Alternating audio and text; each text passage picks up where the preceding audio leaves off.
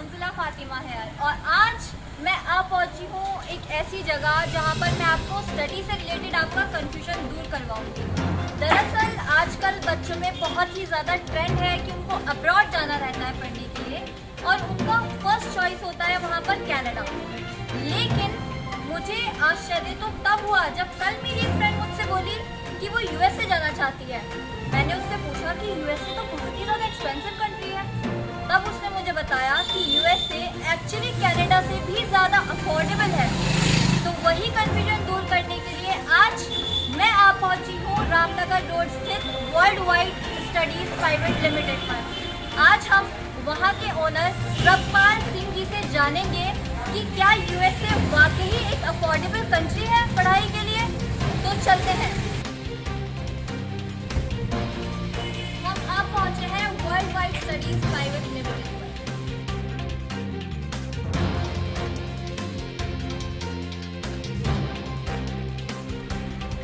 Hello sir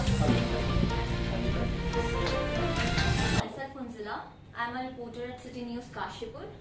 and sir मेरे दिमाग में ना काफी टाइम से कंफ्यूजन चल रहा था और मेरे ही नहीं देश के कई बच्चों के दिमाग में यही कंफ्यूजन है आजकल। तो क्या मैं आपका 5 मिनट का समय ले सकती हूँ? हाँ जी भाई। Sir thank you very much अपना कीमती टाइम मुझे देने के लिए। सर मेरा कंफ्यूजन जो था वो था इमिग्रेशन से रिलेटेड। जो स्टूडेंट्स होते हैं वो आजकल कई स्टूडेंट्स के माइंड में आ रहा है कि वो यूएसए जाएं। ऐसे में सवाल ये उठता है कि यूएसए एक एक्सपेंसिव कंट्री है। तो मैं थोड़ा सा आपसे जानना चाहूंगी कि क्या एक्सपेंसेस रहते हैं वहाँ के। देखिए यूएसए में अभी हॉटस्पॉट कंट्रीज में से यूएसए एक कंट्री बहुत ही ऊपर चल रही है। आज से पहले क्या होता था, लोग बच्चे हमारे एरिया के कनाडा ज़्यादा प्रेफर करते थे, ऑस्ट्रेलिया ज़्यादा प्रेफर करते थे। पर जब से ये लॉकडाउन लगा है ऑस्ट्रेलिया अभी तक अपने इमिग्रेशन बॉर्डर्स को ओपन नहीं कर पाया है। तो इसलिए आज की डेट में और जब से ये नई गवर्नमेंट आई है, जो बाइडन की सरकार आई है यूएसए में, उन्होंने कुछ अपनी वीज़ा पॉलिसीज में सुधार किया है जो कि स्टूडेंट के लिए बहुत ही बेनिफिशियल है। तो हम उस पर थोड़ी सी मैं आपको डिटेल्स में बता देता हूँ कि क्या उसकी रिक्वायरमेंट्स हैं, क्योंकि बच्चों के माइंड में एक बहुत बड़ा क्वेश्चन रहता है कि अमेरिका जाना है, पता नहीं रिक्वायरमेंट्स क्या होगी, क्या हमारा गैप एक्सेप्टेबल होगा, क्या हमारे वहाँ पे फंड्स कितने लगेंगे, एक्सपेंसिव कितना आएगा। सबसे पहली बात है, अगर हम रिक्वायरमेंट्स की बात करें तो 12th पास के लिए 55 ओवरऑल परसेंटेज की रिक्वायरमेंट है। ग्रेजुएशन वाले की भी 55% है। जो बच्चा ग्रेजुएशन कर रखा है उसका 4 साल का गैप एक्सेप्टेबल है यूएसए के लिए, कि अगर 4 साल का बच्चा गैप डिफाइन भी करता है तब भी वो अपना वीज़ा अप्लाई कर सकता है। तीसरी बात अगर हम करें तो एक्सपेंसेस की। बच्चों के मन में एक बहुत बड़ा फियर रहता है कि यूएसए जाना है, पता नहीं 20, 25, 30 लाख रुपए का एक्सपेंस आ जाएगा या इससे भी ज़्यादा का आ जाएगा। मैं आपको एक बात बिल्कुल क्लियर कर देता हूँ, जिस तरीके से कुछ बच्चे आज की डेट में कनाडा नहीं जा पा रहे हैं क्योंकि उनके पास पैसे कम है। कनाडा आज 15-16 लाख रुपए से नीचे अमाउंट नहीं लगता है टोटल फीस और जीआईसी भरने का। पर अमेरिका उससे कहीं ज़्यादा चीपेस्ट ऑप्शन है, पॉकेट वाइज बेस्ट ऑप्शन है बच्चे के लिए।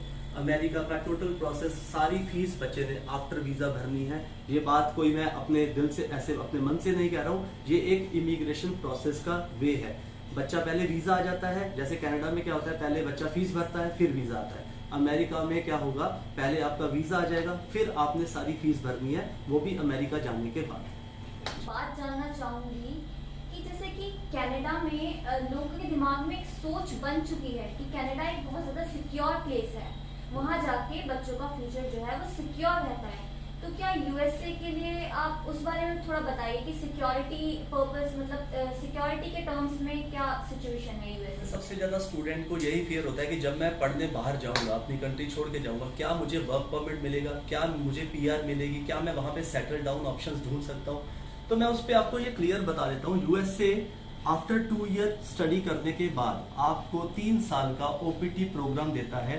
3 साल के बाद आप 5 साल का H1B वीजा अप्लाई कर सकते हो, मतलब टोटल आप 8 साल के लिए वहाँ वर्क परमिट पे रह सकते हो।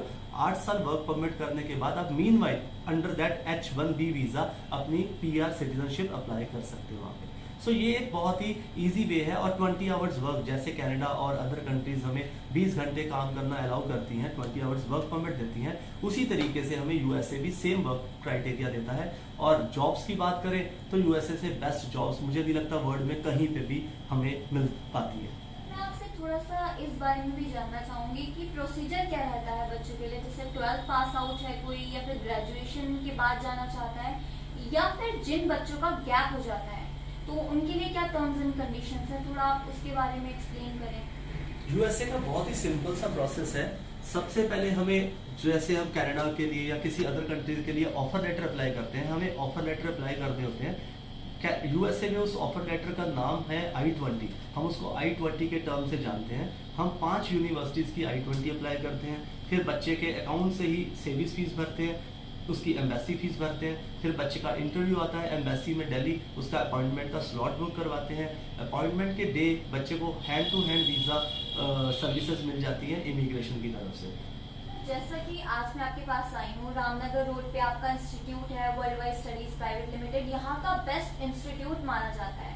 तो सर आपके पास क्या क्या फैसिलिटीज स्टूडेंट्स के लिए अवेलेबल है, थोड़ा उसके बारे में ब्रीफ कर दीजिए। देखिए, इंस्टीट्यूट में तो हमारे अदर फैसिलिटीज़ भी है, जैसे हम आइल्स की कोचिंग भी प्रिपेयर करवाते हैं यहाँ पे बच्चों को। हर साल ऑलमोस्ट 1000 से ऊपर बच्चे यहाँ से स्टूडेंट इमिग्रेशन के थ्रू अदर कंट्रीज में जाते हैं। कनाडा जाते हैं बच्चे, ऑस्ट्रेलिया जाते हैं, न्यूजीलैंड जाते हैं, इंग्लैंड जाते हैं।